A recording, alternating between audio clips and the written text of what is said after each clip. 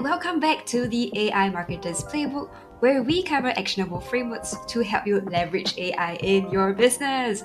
I'm Audrey Chia, your host, and today I have with me Charlie Hughes, a former food tech founder who is now bridging the gap between MarTech and AI.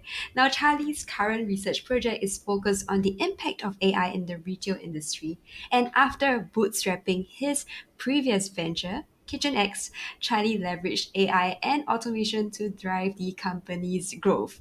I am really excited to have you with us, Charlie. Thank you for having me, Audrey. I'm excited to be here. I would love for you to share a bit more about, your background and how you got into AI and, how you got started on LinkedIn with, your amazing AI newsletter and content you've been putting out. Oh, well, thanks, Audrey. I got into AI with my research project at university. This was in 2020, and I was leveraging AI. Don't tell the university board, but I think I was using, I can't remember the name of the tool, but I was leveraging that for my university assignments, etc. But that led me on to my research project because, I wasn't using AI in depth back then, but I was super interested by it. So I wanted to write something around AI, and the retail industry felt right. It's very broad, and the application of AI is clear and evident with solutions in supermarkets, for example. And that's kind of what I covered in my research project. It was really, I learned so much about AI just writing the literature review, which I found, it kind of led me on to my next part of my journey, which was KitchenX, which I bootstrapped with my co-founder. It was so, let's say. We were using AI for, like Zapier integrations for our training platform, so we could have an overview of, which one of our partners completed how much of the training, and it was super good. Unfortunately, we grew a little bit too big for our own good, and the operational side of things was just a headache. I wish I had some customer service AI solutions back then. That would have changed the game for us. You So probably did Dante or something. oh god, I wish I knew about it. It would have been, a real game changer potentially. But I then went back into employment, and I stayed in the hospitality industry, and I was leveraging ChatGPT throughout my time there. To my bosses, they all thought I was some super speedy marketer. Actually, I was just a kid with ChatGPT. That was it. And then so I was kind of semi-active on LinkedIn. Not posting regularly, but maybe one or two posts a month.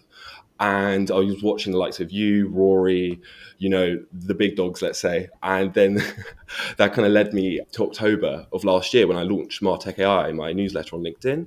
I didn't really have a following. I just did it as a passion project because even at work, I was suggesting so many AI solutions and I don't think they could keep up with me. So that led me to create Martech AI to share with LinkedIn all the AI tools I was discovering. And then in January of this year, over the Christmas break, I took some time off, as you do over Christmas. Instead of, rejoicing, I was there, typing away, planning Posting online. how. Honestly, on Christmas Day, I was there, like strategizing my LinkedIn profile, optimizing and everything. And then that kind of took me to where I am now. From January onwards, I've gone very full on and be posting every day. And since I've just seen my following grow, obviously AI being very much a hot topic, but also blending that with my marketing expertise as well. That's how you know Charlie's a marketer when he spends his Christmas planning his content strategy and optimizing for the wins. You know that's a marketer you're speaking with. No rest. No rest. Rest is for the weak. No, just joking. I did not say that. Do not quote me on that. Yeah, but thank you so much for sharing with us your journey. I think it seems like AI has sort of, it's like meant to be a part of your life. It seems like it landed on your lap and it's like, yeah, I think this is something you've really managed to leverage super well. But I would love to know, like, back in your company or in your startup, right? What are some of the very actionable things you're doing with AI to streamline your processes?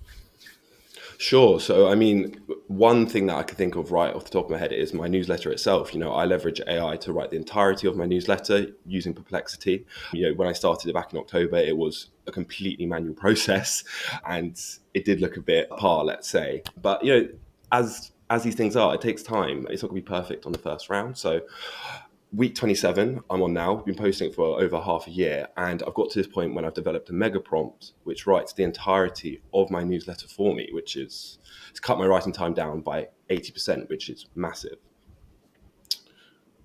That is And super. I think we can go through that later, but it's like wow, I saw how much time you have saved by setting up like smarter systems and processes. And I think like a lot of people think that it's like a snap of a finger, but in fact, you actually took the time to figure out what prompts work, what flows work, and how to actually get to the output that you wanted, right?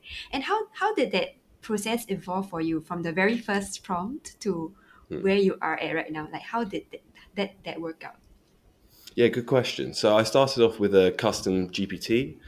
Well, actually, probably not even that. It was probably super simple prompts, just write the newsletter for me, like one sentence. But then I built the custom GPT, and I found that was quite helpful. It did get 50% of it done, but there was still quite a lot of human intervention required. Unfortunately, with custom GPTs, as they do degrade over time, and I wasn't so good at, let's say, updating it and keeping it optimal. So I eventually moved away from the custom GPT because it was just causing me more headache than it actually was. I'm not a huge ChatGPT fan. I think we all once were, but in 2024, my focus is more on Perplexity and Gemini. Those are my two favorites at the minute, and yeah, it's later on I started to just build the prompt kind of bit by bit by bit. I also used the help of a custom GPT, which I can't take full credit for the mega prompt itself, but with time it eventually built into this humongous prompt, let's call it. It's quite something. It's a mega prompt right there. And like yourself, right? I used to be okay, like ChatGPT was my first love. And then I think I moved Mm. on. It's like finding another partner, like, sorry you were great. It's not you, it's me. And then I moved on. And right now what I'm actually really loving is Meta AI. I'm not sure if you have had a chance to play with it, but when I tested it for social and ad copy, it was insanely fast. The copy quality was really, really good. I barely had to make any tweaks. And it was very well trained on audience insights. So that was pretty impressive for me. Wow, yes. I mean, I've used Meta AI for the image generation side of things, but I haven't really explored it for copywriting. I did have a look at Llama on Grok, and it was super impressive, super fast, like you're saying. It was 900 tokens per second, which was like mind blowing stuff. And the best or worst part is that you can use it on WhatsApp. So I can like spend a lot of time just like creating new visuals on WhatsApp or like texting it to my friend. Wow. And you can actually create like group chats and summon Meta AI in your group chats, which is crazy because then you're having a conversation with another human and you can get AI to support that conversation and start planning for different events or activities. I think that is insane, like the speed at which we are seeing that change. Wow, it's crazy. It's actually being integrated into our, every day, even just the social side of things. I mean, I did see a bit of kickback from users about the integration of Meta AI into WhatsApp. People found it a bit obtrusive, but for the likes of you and I, we're super interested in it, and we want We are on the that. on the let's go side of the Ooh. fence. Yeah, but I would love to know, like, so for yourself, right? When you first started using AI, did you hit any blockers? So specifically as a Mm, marketer, were there any mm. challenges and how did you overcome them? Sure. I mean, copywriting is, I mean, I know this is your expertise, but definitely not my expertise.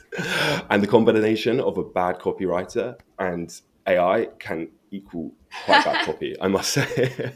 Just copy and pasting first drafts and all of that. Yeah, that was probably the biggest challenge for me, is to understand how to really maximize the prompts.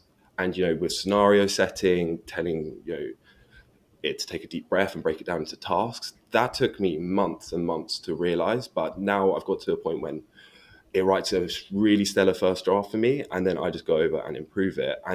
Because of it, I've actually become a much better copywriter because of it. Yeah, I think the amazing thing is that as you learn how to leverage AI, right, you sort of figure out what works and what doesn't, and it almost becomes like your bestie or your intern, right? You know that when you give it certain instructions, it's not going to listen or it's going to skip certain things that you say. Mm. Whereas when you break it down into bite-sized pieces, then it gets to really process that information and craft that copy for you. And I know you're a big fan of testing AI for image generation. What is the best image gen tool for marketers so far and why? I think this is something that a lot of people have on top of their minds, especially if they're Mm. not great at mid journey, then they are looking for like other tools. So what has your experience been? Yeah, good question. I love AI image generation, and I post like a comparison carousel quite regularly about it, which does very well. People are interested, and I must say, ideogram is the best free version in my opinion. The text rendering is crazy. It gets it, spot on every time, and the prompt adherence very, very good. I'm very impressed by ideogram as well as Meta AI. Meta AI has really impressed me straight out the gates because that stop motion, benefit really appeals to me. I've never seen that before. So, and also the fact that they're tagging AI images with the little tag, thumbs up Meta. I really like that. So, I'd say those are the best two free solutions out there right now for marketers. And if a marketer is looking for, because a lot of assets that we create, right, has to be hyper realistic, otherwise it still wouldn't work Mm. as well. So what image gen tool would be, something that a marketer should consider for more realistic images for ads or social posts? Good question. It's going to have to be mid-journey if you want that hyper realism. Unfortunately, you might have to master a few advanced prompts, but if you can't, ideogram is the next best alternative, I think, in my opinion. Awesome. I personally haven't tested ideogram, but I'm really excited to Wow. put that to the test because I'm more of a copy person, so I spend most of my time testing the different tools for copy. And what I actually like to do is, like yourself, give it a similar prompt or the same prompt, and then use it on different platforms to see the output. And I know that you can always optimize prompts for each, AI chatbot, but it's still a really good first indication of how well a prompt performs on a certain platform. And this also led me to realize, interestingly, that Claude is great for long form content. Mm. ChatGPT is better at strategic thinking. Gemini is really good for cold emails and Google ad copy. And then Mm. Meta is great for socials and ads. And it's really Wow. cool because I thought that there would be one single tool that is great for copy, right? It turns out that because of the way they are trained and because of, the different factors, you get varied outputs. And each tool is great at a different task. So that has been my own findings. Of course, yes. I might jump from Gemini for one thing, then Perplexity to another. Like, I need to test out Meta AI if you're saying it's good for the socials, because I thought I found the secret with Gemini, but maybe there's a better alternative there. Time to put them to the ultimate test. I'm gonna do that next for my next idea. Yeah, and speaking of which, right, I would love to, take a look at your actual workflow in terms of creating the newsletter, right? Because you mentioned how you've managed to integrate AI into really automating a lot of that workflow for your newsletter. Could you show us a demo? Of course, I'd love to show you guys a demo. And I've actually baked in a little sneak preview of a part of the process I didn't share on my video. So I hope you guys enjoy it. Oh, So let me know. awesome. I'm gonna grab my popcorn and we get first dibs on your secret processes. And Honestly, for it's yes. and for our listeners who are not looking at the video and who are just listening, I think Charlie can talk you through what is being shown on screen so you guys also know what's going on. Awesome. Now over to you. Cool. Thanks, Audrey. So I'm in Perplexity right now. I'm using the free version. I don't need the pro to do the newsletter creation. Free does the job, which we love. So this prompt that I've developed here actually trawls through. Well, let's start with the scenario setting at the start. It's positioning itself as an experienced analyst specializing in AI and digital marketing trends. And the objective here is to search the latest AI marketing news from the specified publishers, which come down later in the prompt from the last 7 days, because I post weekly, so it needs to be within the last 7 days. And then the prompt structure itself, it identifies the publisher and then also does some additional searching around the URLs themselves. But then coming on down, here's the classic take a deep breath and work on this problem step by step, which I really advise anyone to include in your prompts, especially if they're mega prompts. And then we've got some additional instructions here. But then the URLs that I've provided are ones that I trust and that I know are reputable sources. I've got some marketing focused ones. And then I've also got some AI centric ones further down, like TechCrunch and The Verge. And I've got the more the merrier, I'd say here. As long as you trust the source, then I'd advise putting it in there. So yeah, let's press enter and see what it comes up with. This isn't my one source of truth for AI news. I will also do some additional research on LinkedIn and as well as a simple Google search. As much as Yeah, we love perplexity, Google Google still is still works. great. Yep. Yeah, you can't ignore Google. But it's come up with a few suggestions here. We've got something around Paramount's new. I don't think I'll cover that one, but TikTok. Okay, that's something that I'm interested in. Mm. And yeah, I mean, it's not the greatest result, I must say, but other weeks I've had it when it's given me 12 odd articles. But anyway, this isn't the goodies. I'm moving on to the focal point of the prompt, which is the mega prompts. Yes, I have one Uh, question before we move on to the yes. mega prompt, right? So, Oh, how okay. accurate have you found Perplexity in pulling out, the latest news for you? Because you've given it like quite Mm, some links, right? And does it mm. scrape every single link? Yes. So it doesn't scrape every link every time. It kind of this isn't the most reliable part, and I feel like there still needs to be some fine tuning. But yeah, I no. To answer your question, it doesn't scrape every link, and I wish Got it it. did. So it's like selecting a couple of links, going through the pages and pulling out information, which is still great because that would have taken you hours to do manually without AI. So I think that's like a huge time saver already in getting V1 of the output.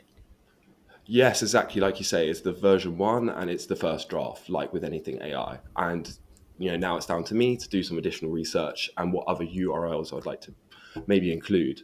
So I guess if we move on to the mega prompt itself, which I did have copy and pasted into here, but it seems to have disappeared. It's all good. Let me just quickly grab it. No worries. I think what is really interesting is you can see like how you have structured Charlie has structured his prompt, right? It's not a one liner. If you No way. like if you use a one liner prompt or even if you use like a super short prompt, you will not get the same results. And the more specific or detailed you are in most contexts, the better the output. Because a lot of times people think that okay, I just need to ask AI for the work, but actually you need to guide AI to get you the final output you are looking for. 100%. You've got to treat AI like it's a child. It's very intelligent. It's a very intelligent child, but also it needs to be told what to do sometimes. Okay, so this is the mega prompt itself. Again, we always start with scenario setting. This time we're positioning the AI as a copywriter and a journalist with a specialized focus in marketing technology, as well as application of AI.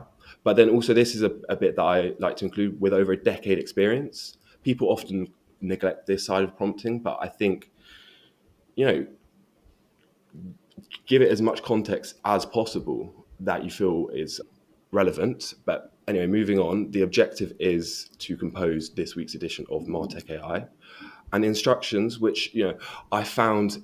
I don't know why, but for the life of me, the AI always loves to write in title casing. So I had to build very, very comprehensive title prompt instructions just so to ensure that it doesn't write in sentence casing and actually picks up all the the subsections that I've written about. So literally the title section alone is probably as big as the rest of the prompt. But Wow. yeah, honestly, I'm not sure if half of this might be fluff and it could be maybe condensed a little bit, but it works for me. So that's the main thing.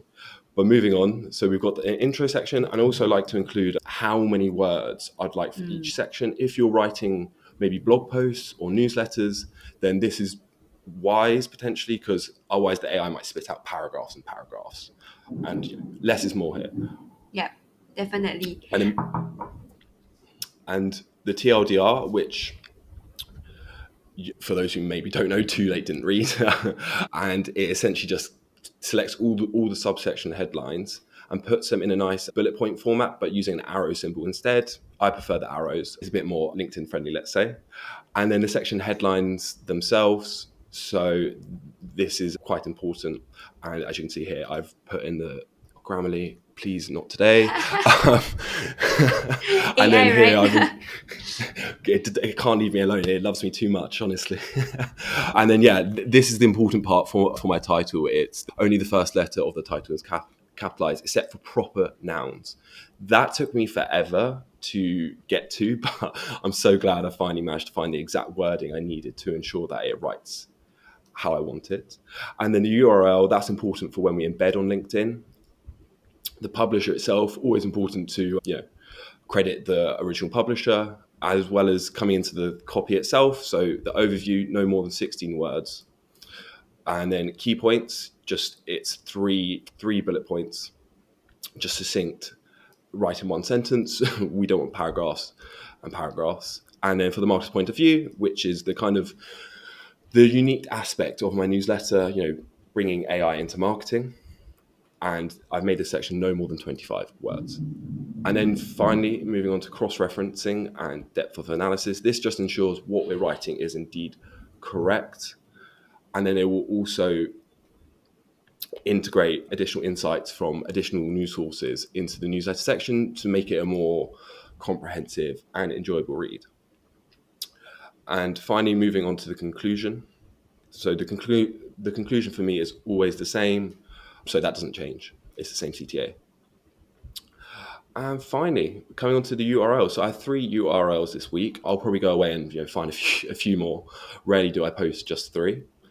But if you're ready, Audrey, then I'd like to press enter and let's see what it comes up with. Please do it. I am so excited. This is one of the most comprehensive prompts I've ever seen, Charlie. So this is amazing for me. I'm like, wow. Wow. Oh, thank you, Audrey. Yeah, I got great feedback on it. So fingers crossed it works, because for my video overview, I did have to try it a few times, as you can see here. So fingers crossed the AI gods are on our side today. Let's do that. All right, let's hit the button and see what the output is. Okay, it seems to have played nice today. As you can see, the subsections have come out in full, which is great, because on my previous trial runs, it wasn't providing the marketer's POV, which does happen. You might have to just readjust the mega prompts so that it works for you. And great, yeah, Wow. it seems that we've covered everything. That's it. My job is done. My newsletter is Wow, like written. mic drop. Wow. And it's So even yeah, it's sorry, what were we saying? sorry, I was just saying it's even managed to embed the URL. No, it doesn't work. Anyway, sorry. Carry on, Audrey. Almost there, almost there. No, but Charlie, this is so amazing, right? So for those of you who can't see the screen, right, what Charlie has done with this mega prompt is create a stunning newsletter that I can tell is beautifully formatted. I took a quick read with the read of the copy, and it flows. You can't really tell that it's super AI as well. It doesn't have the AI sounding part of it, which is amazing, because when you Yes. use ChatGPT, it sounds extremely AI. So that's amazing. Question: Yes. Is Perplexity like the best tool for this mega prompt? Have you tested it on any other, tools out there? Yes, I have. I tested it on Gemini and ChatGPT. Gemini was okay. I probably could use it if I had to. ChatGPT, on the other hand, wouldn't advise using it. As you say, it comes out with all those generic terms like let's delve into this, insightful, all those generic AI words. With Perplexity, don't seem to get those generic ones. And yeah, I have found it's the best for me. Wow. And how long did you take to come up with this mega prompt? Because I know how much effort went into each section. I can tell that there is thought Mm. behind it, and I can tell that everything is hyper specific and focused. It must have taken you like lots of testing to get here, right? Yeah, I mean, I'm about to publish week 28 of Martech AI, so I've been doing it for over half a year.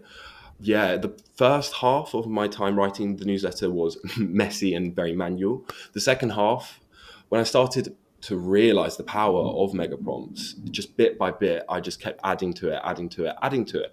And that's what I'd recommend, because I do this on a weekly basis. So if you can just add something that makes the mega prompt better every week, it's like life, small wins make big gains. So yeah, it was a That's a small quote you linear need on your iteration. shirt. We need that on the shirt, Charlie. Small wins make big gains. And I think that would be amazing. And I would love to ask, right, do you have any tips for mega prompts? Because for myself, I Mm. prefer chain of thought prompting, which for those of you who don't know what it is, it's like breaking up one giant prompt into many steps. For me, as because I'm a copywriter and because of the way I think, that has worked well.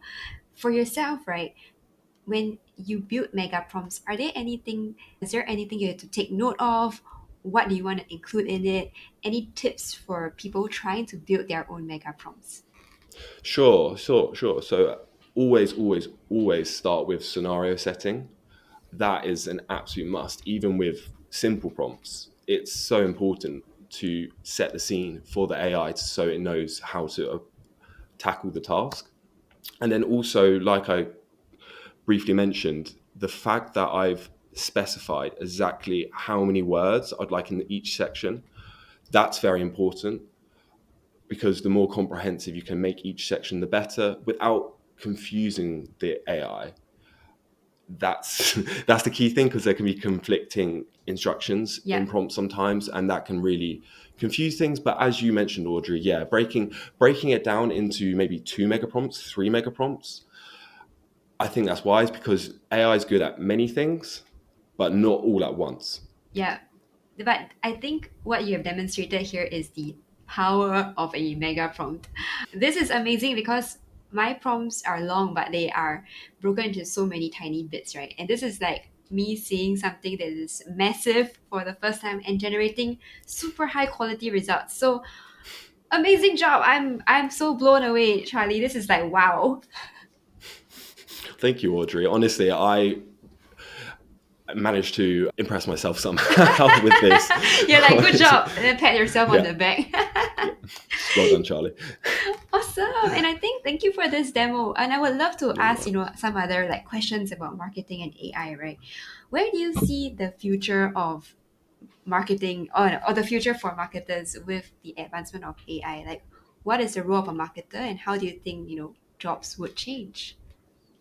Good question, Audrey. Well, I see it as, the monotonous, mundane uh, processes that humans previously had to do, like reporting, things like that. That was tedious. AI will take care of that for us and allow us to be more creative as marketers. It will give us more tools, more time, and freedom to think about strategies, campaigns that just make people go wow, and AI will make that all just happen a lot faster. So I believe it will free up human creativity. I think that is a brilliant response, and a lot of creatives are still perhaps a bit afraid, of AI. I know at Mm, least some people are in the camp of like, I don't want to acknowledge its existence, or I don't want to integrate AI into my workflows. But I don't think that AI is going to disappear. It is here to stay. We have already seen how fast it has evolved over the past year. And I think mhm. the speed of evolution is going to just continue to increase. And we will see like so many changes. Like even for myself, I think what um, is going to excite me most is the way that videos are going to be created at scale. I think with Mm. AI's generation abilities, we're able to A/B test a lot more video formats for ads and even UGC AI created content, which is mind blowing to think about. But I'm not sure if you have seen any of those. Those are pretty incredible. Yeah, and scary. At the- It's true though. I think there's a fine balance between the human and AI part. But we will evolve as we go along. Since you have tested so many AI tools, what are your top picks for marketers out there? Sure. Well, Gemini, I'm loving Gemini. ChatGPT is out the door, Gemini's in, and that's my new love affair at the minute. I can't get enough of it. It's so good at copywriting. It's like chef's kiss. I love it. As well as Perplexity for research, but I've been using Authored Up on LinkedIn. That's maybe a little bit more LinkedIn specific, but I can't get enough. It's so good. Canva too. That's an obvious pick. Who doesn't use Canva now? But as well as Photoshop, like I'm proficient in Adobe CC and I love the Photoshop Magic Expand because previously Photoshop and Adobe was so difficult and inaccessible to non graphic designing marketers. Whereas now, the barrier to entry is so much lower, and with Canva coming for them, Photoshop, have to make their tools available and accessible. So yeah, I really recommend those for any designers out there. That is essentially like my MarTech stack, let's say. And Veed, Definitely. sorry. Vid is pretty good for video creation, right? Yes, I love I Veed. I personally use like Descript. I'm not sure if you have tried it, but it's I haven't yet. very powerful. The reason why I like it is because you can record a video, right? And you can edit the video by transcript, which means you can remove the no's, the rights, and any mistake in a short amount of time, and that's why it's super powerful. No way. I mean, you used to be a Veed Yes, through and and then I through, moved no? on. I was Oh, like, okay. this is better. So that you never know, Vid could have a new feature soon. But yeah, definitely check out this script if you are into creating videos and if you really want to like streamline your workflows. Now, last question from me, Charlie. So for any marketer, right, who is trying to get into AI and learn how to leverage it, what advice do you have for them? Sure. So, firstly, I'd start off by following Martech AI for those weekly insights on marketing and AI and bridging the gap. But also, yeah, leading on from that, staying on top of the news and articles, following top creators like Audrey and myself, and it's staying on top of things. I remember it was like 2 3 years ago, I saw this research study which said there's a huge gap between technical and non-technical marketers, especially with the emergence of AI, which I think very much thrusted me into the position I'm in now. So if you can just stay ahead of the curve and, like you said, not ignore it, because to me that is just plain, not stupidity, but come on, ignorance. Let's stay ahead of the trends, as cliche as that sounds. But yeah, just leverage it to your advantage. Yes, leveraging it to your advantage. And that's actually the purpose and why I started this podcast, because I think there are so many people who have not fully maximized AI, and there are so many of us who are actually doing it. So hopefully this podcast bridges that gap. With that, I want to thank you for your time, Charlie. It has been amazing. It was a pleasure having you on this show. And thank you guys for tuning in. Don't forget to subscribe to the podcast and hit the bell for more actionable AI marketing insights. We'll see you next time. Thanks, Audrey. Bye, Thank guys. you.